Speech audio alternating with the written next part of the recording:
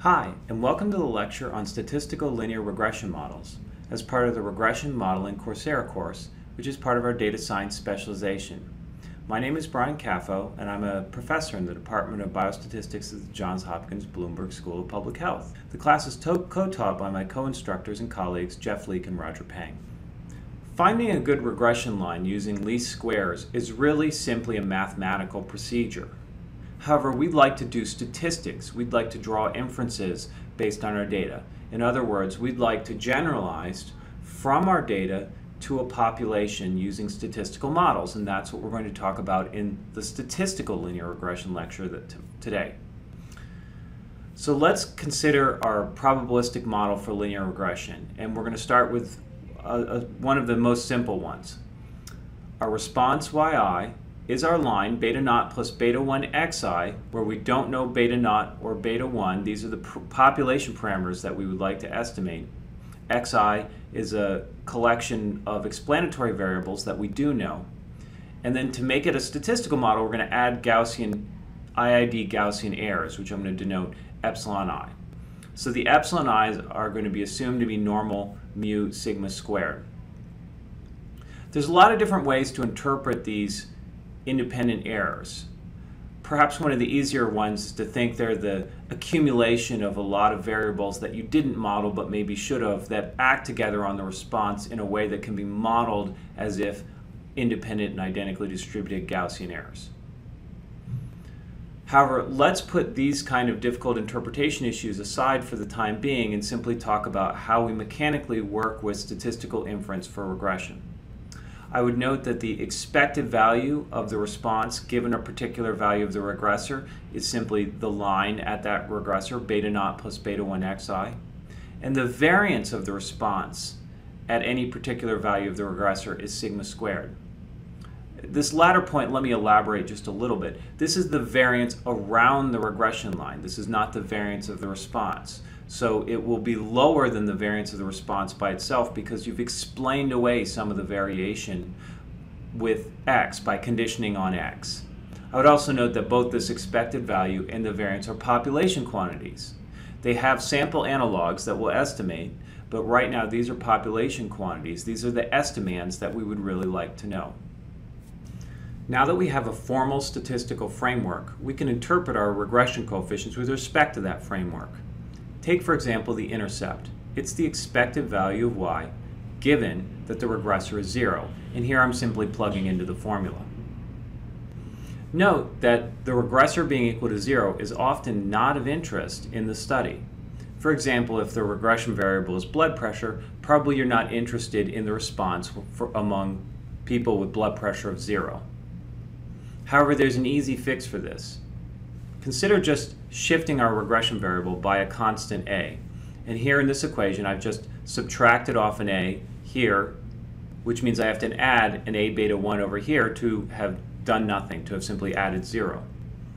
Well, this is exactly rewriting the regression equation as beta naught tilde plus beta 1 times x minus a new regression line with a new intercept, the same slope, and my regressor now shifted by a constant a. So this goes to show you that if you shift your regressor by a constant, it doesn't change the slope, however it does change the intercept. Now the intercept is interpreted not when x is 0, but when x is this value that you shifted it by, a. A very common constant to do is the average, set a equal to the average of the x variable. Then your intercept would be interpreted as the expected value of the response when the regressor is at the average value of the x's. Let's see if we can figure out a model-based interpretation of our regression coefficient. Now it's a slope, so it must have an interpretation that is of the form of the change in y per unit change in x. So let's see if we can work with that. Take the expected value of y, given that x takes the value x plus 1, a 1 unit increase in x, and subtract off from it the expected value of y, given that x takes the value x. Well, that works out to be beta naught plus beta 1 times x plus 1 minus beta naught plus beta 1 times x. Do the arithmetic, and that works out to be beta 1. So, beta 1 is the expected change in the response per unit change in the regression variable. And so it has a nice interpretation. It's not that different from the regular interpretation of a line, just now with the expected value, the conditional expected value of the response. Now remember, if we shift the x variable, it doesn't change the slope. We discussed that on the previous slide. What if we scale the regression variable? And we're usually scaling by a number, say a, that's positive. So what we can do is simply multiply and divide by a, and we can rewrite our regression equation as beta naught plus beta 1 tilde times x times a plus epsilon. So we've multiplied x by a, and our regression slope has now been divided by a. So in other words, multiplication of a regression variable by a factor a results in dividing the coefficient by a factor of a. Let me give you a simple example to hopefully solidify these points. Imagine if x is height measured in meters and y is weight measured in kilograms, a pretty simple regression problem. Then beta 1 is interpreted in kilograms per meter. Converting x to centimeters implies multiplying x by 100 centimeters per meter. To get beta 1 in the right units, now we simply divide it by 100 centimeters per meter to get it back in the right scale. And here I just wrote a little equation to remind us. Also, I'd like to remind everyone that we can get a prediction for y by taking beta naught hat plus beta 1 hat and multiplying it by the x that we want to predict at. Now if we plug in the observed x's, then we get the fitted values, the ones who we're trying to make as close as possible to the observed data. But that doesn't mean that we can only predict at the fitted values. We can predict at any value of x we'd like to plug into the equation. However, we're going to have more reasonable predictions if the value of x that we plug in is in the cloud of data that we use to build the model. Later on, we'll also talk about how to account for that kind of uncertainty with prediction intervals. But for the time being, let's just talk about how we get a prediction. And in the next couple of slides, we'll go through an example of interpreting the intercept, interpreting the slope, and generating predictions from a specific regression modeling setting. All right, let's go through some code now to interpret our regression coefficients and show you running of the regression coefficients sort of in real time. The data set is the diamond data set from the Using R package. The data is diamond prices in Singapore dollars and diamond weight in carats, which is a standard measure of diamond mass. To get the data, you need to start out by using library Using R to get the Using R package and data diamond. And then I want to do ggplot2 because I'm going to do a ggplot first. So here, let me go through my ggplot commands. So I would like to assign to the variable g my ggplot. The data set is diamond. My aesthetic has the horizontal axis variable as carat and the y-axis variable as price. I'd like to get in the practice of labeling my axes. So my plot, I add a layer where the x lab is mass in carats and where the y lab is price in Singapore dollars. So let me run those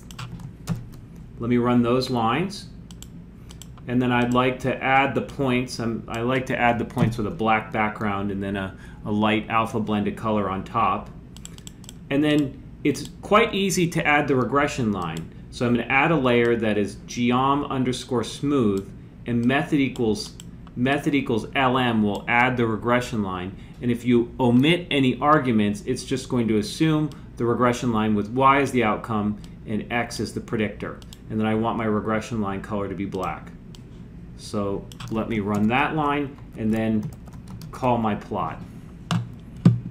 There's my plot. You can see on my x-axis I have mass, on my y-axis I have price, and now what I'm plotting is the fitted line, the line that minimizes the sum of the squared vertical distances between these points and the lines. Now let's actually go through and get our fitted line. Just to remind us, the function lm is R's linear model procedure, so it includes regression as a special case.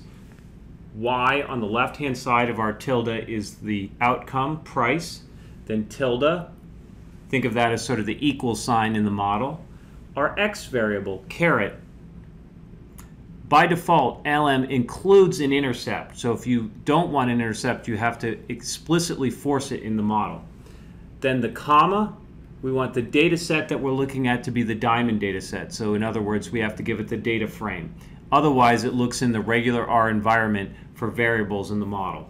And we're going to assign that to the variable named fit.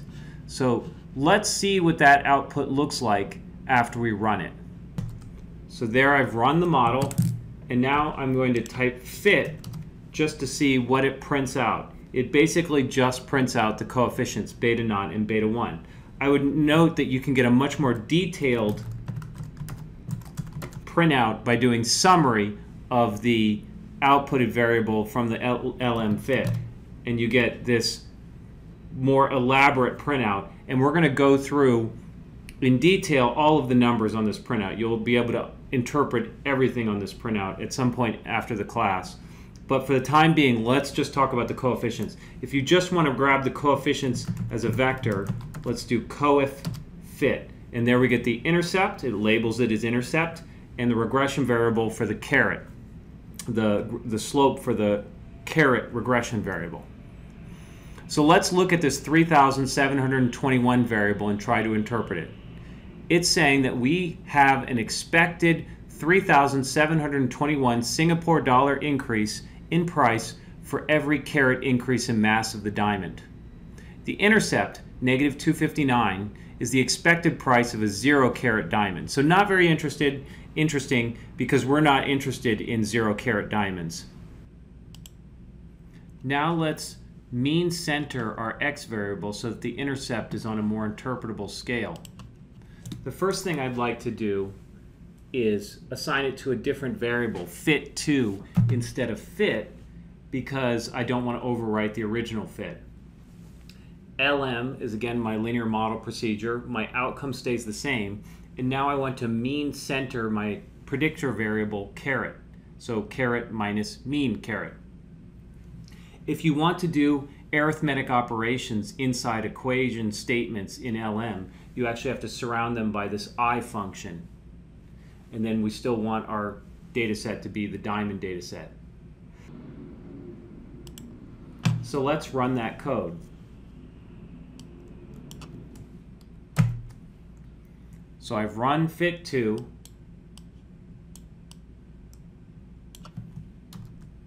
And there are my new coefficients. Notice, of course, the slope stays the same, 3,721, but my intercept has changed to 500. So $500, Singapore dollars, is the expected price for the average size diamond. In this case, the average diamond is about 0.2 carats. A 1 carat increase is actually kind of big. What about changing the units to 1/10 of a carat? We can do this just by dividing the coefficient by 10. So we know that we would expect to see a $372 increase in price for every 1/10 of a carat increase in the mass of the diamond. But let's actually show in R how this works as well. Here I am now assigning to the variable fit3 the linear model fit, where now instead of putting in carat, I'm putting in carat times 10. So the units of this new variable is 1/10 of a carat. The data is, of course, still the diamond data set. So let me run that. And then let me find the coefficient. And you get, of course, that is now 372 rather than 3,721. So imagine if someone came to you with 3 new diamonds that they had, 0.16 carats, 0.27 carats, and 0.34 carats. So here they are right here. And let me assign those. And they wanted to know what you would estimate the price would be. Well, you could do it manually by grabbing the 2 coefficients and multiplying the intercept, or adding the intercept plus the slope times these new values. Let's do that. And so you would predict 336, 745, and $1,006 for these 3 diamonds respectively based on your fitted linear regression model, which, by the way, from the scatter plot seems to fit pretty well. Often you don't want to do even that much coding. You want a more general method, especially when you get lots of regression variables. So there's this general method called predict that will take the output from several different kinds of model fits. Linear models are one example, but predict is a generic function in R, and it applies to several different prediction models. So we predict from the output of our LM fit, and then you need to give it some new data to predict that. So new data is a data frame that has the new values of x for the caret variable. Then when we do that, what you'll see is, of course, it gives you the same answer, though now in a way that scales up when we have lots of regressors in much more complicated settings. So you generally want to predict using the predict function. If you omit this new data statement, if you just do predict fit, I'll show it to you. It predicts at the observed x values, so it gives you the y hat values. If you want it at new x values, you have to give it this new data argument. I just wanted to briefly illustrate what the prediction was accomplishing. Here's our observed data points in blue. The fitted values, when we do the predict command, the fitted values in red, all of the observed x values and their associated fitted points on the line. These are if we were to draw vertical lines from the observed data points onto the fitted line, they would occur at these red points.